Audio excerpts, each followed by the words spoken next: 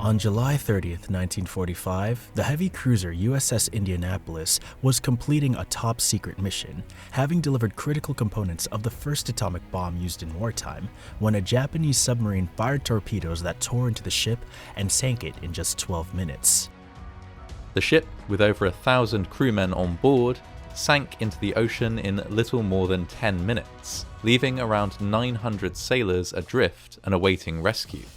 Nearly 900 of the 1,200 crew made it off the sinking hull and into the open water, unprepared, mostly without lifeboats, food, fresh water, or gesturing gear. They floated in the Philippine Sea under a black sky, expecting rescue within hours. But no one knew they were missing, and amid the wreckage and oil slick, a far greater nightmare was just beginning. Lowell Dean Cox, a survivor of the disaster, gave this account of seeing sharks in the water. "We were losing 3 or 4 each night and day. By dawn, the first sharks appeared. Oceanic whitetips and tiger sharks, apex predators of the deep, were drawn by the sounds of splashing, the scent of blood, and the frantic energy of doomed men trying, hopelessly, to stay alive.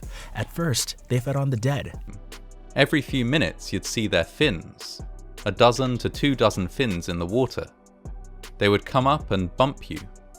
Then, they began to strike at the living. Later estimates suggest that up to 150 sailors were killed by sharks over the days they drifted. Survivors later spoke of sharks gliding through their legs, circling float groups, and ripping at bodies in the water. Rescue finally came on the 4th day, but only 316 men were still alive to be pulled from the sea. Japanese carried out a surprise attack on Pearl Harbor in December of 1941. She spent the immediate aftermath scouring the seas in search of the perpetrators. This event, grounded in historical record and later popularized by Jaws, standing as the deadliest shark attack in history, not because of a single bite, but because of the terrifying environment it created. Hundreds of men stranded, vulnerable, and hunted by silent predators beneath a scorching sun. Welcome to Beach Haven, a slice of heaven on the New Jersey shore.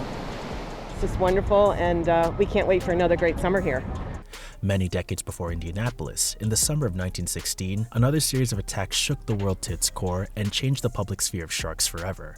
Along the Jersey Shore in New Jersey, between July 1st and 12th, 5 people were attacked by sharks in a span of just 12 days, a feat so unusual it sparked panic along the entire East Coast. This attack inspired them to make a movie on it called Jaws.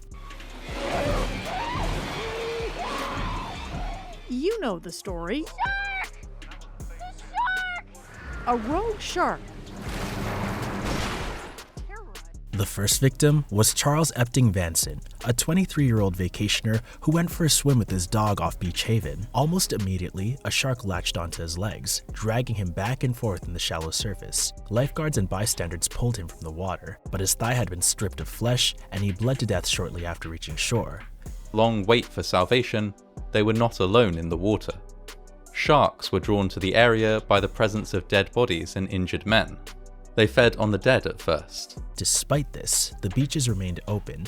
5 days later, 27-year-old Charles Bruder was swimming farther from shore when a shark attacked, severing his legs at the pelvis. Blood spread rapidly through the water, and despite rescue attempts, he died on the way to shore. Having one last golden, gentle, innocent summer, but that wasn't to be. Author and physician Richard Fernicola has written about the 1916 events. Over the next week, members of the public tried to help a young victim and were bitten themselves, while a 14-year-old named Joseph Dunn survived a vicious leg bite after a fierce tug of war with his attackers. The string of attacks ignited fear that sharks could hunt in shallow waters and galvanized early efforts to understand shark behavior.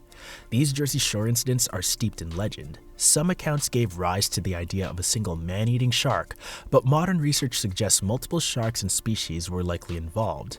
Regardless, for its pattern of strikes close to shore in broad daylight, this chapter is one of the most unsettling sets of shark attacks ever recorded. Moving forward in time, some of the most brutal shark encounters in recorded history have involved individual attacks on divers, swimmers, and ocean workers. Then I realised it was probably a big shark. Then I knew that its head was here, so I gouged around its head trying to gouge its eyes, and it stopped and let me out, and I pushed it away. One of the most infamous non-fatal attack survivors is Rodney Fox, who in 1963 was participating in a spearfishing competition off the coast of South Australia when a great white shark leapt from the water and bit his torso with astonishing force. Dragging me underwater. And as it dragged me down, I thought, I'm gone, I can't get out of this. I couldn't find the catch, and I was just about to take a breath of air. The shark's jaws clamped into Fox's body and dragged him underwater before he could be freed. He survived an extensive series of injuries, requiring hundreds of stitches. In the decades since, he became a pioneer in shark conservation, designing cages for safe observation and advocating for a more balanced view of shark behavior. Fox's survival after what's often called one of the worst non-fatal attacks in history remains an almost unbelievable tale of endurance and recovery. Not all shark attacks have the dramatic backdrop of war or history books, but they can be just as shocking. In March 1994, off the Pacific ship NOAAS Discoverer, a recreational swim by the crew turned into a nightmare. A shark bit a seaman, Phil Buffington, causing severe leg injuries. Then, it turned on 19-year-old student Heather Boswell, pulling her under, shaking her violently, and biting off her leg at mid-thigh. 3 crew members launched a rescue, pulling Boswell from the shark's jaws and into the boat, after which shots fired by the ship's crew drove the shark away before it could attack another swimmer. The rawness of this encounter, caught by another crew member on film, makes it one of the most dramatic recorded attacks outside of movies or TV dramatizations. Holy dude! In more recent years, deadly shark attacks continue to occur around the world, though they remain extremely rare relative to the number of people entering the ocean each year. In late 2024, off the coast of Marsa Alam in Egypt's Red Sea, Italian tourist Gianluca Di Gioia, 48, was fatally mauled by a shark while swimming outside the designated safety zone. Another tourist, 69-year-old Giuseppe Fappani, was injured while attempting to help, highlighting both the danger and the instinctive human bravery that can unfold in such moments. Shark attacks are not limited to remote regions. They also occur in popular beach destinations. In 2025 at New Smyrna Beach, Florida, known as the shark bite capital of the world, a young surf instructor was bitten on the foot by a shark while surfing. Although not fatal, the injury was described as nasty and served as a stark reminder of how even well-known coastal spots can hold sudden danger. The variety of species involved in these attacks underscores the unpredictability of shark encounters. According to records, great white sharks lead all species with the highest number of unprovoked attacks, followed by tiger sharks and bull sharks, all capable of delivering powerful bites with devastating effect.